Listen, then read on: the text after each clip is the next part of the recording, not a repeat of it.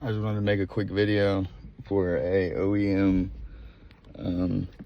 wiring harness with steering control for the 2009 Chevy Impala LTZ, and we got a DEH Pioneer head unit.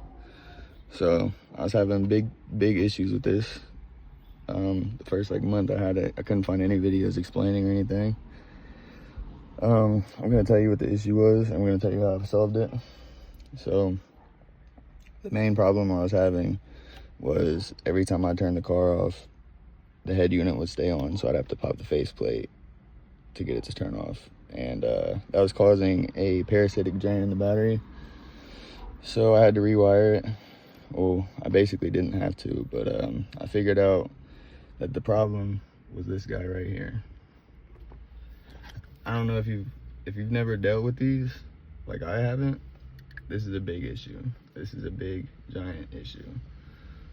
But it's an easy fix. So with the exact model that I had, to program it, you click and hold that button in there. And while you're doing that, you have to have your key turned to accessory. So right before you turn on the car, turn it on accessory and then program it.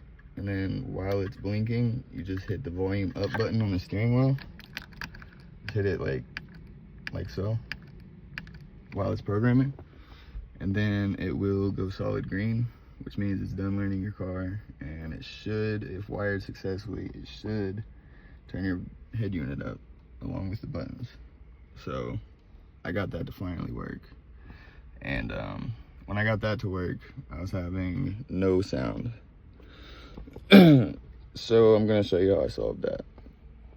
All right, with the accessory cables here, I have the two accessory cables, the one from the head unit and the one from the wiring harness. And I also have in these two extra wires here from the wiring harness, not from the head unit. The orange is the illumination, and that blue one, that one is the power satellite cable. So I put the power satellite and the illumination in with the accessory.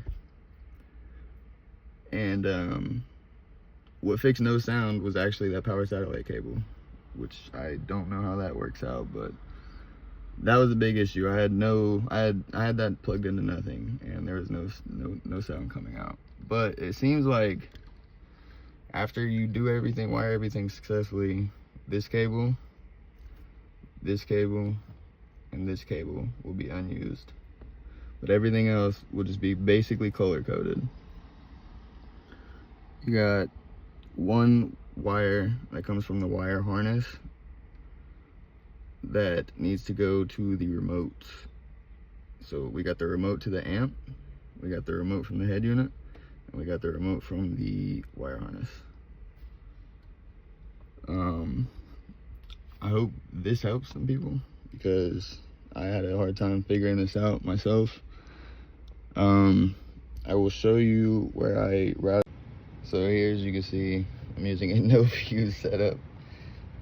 Hate all you want, but it works. I've never had no problem with no fuse.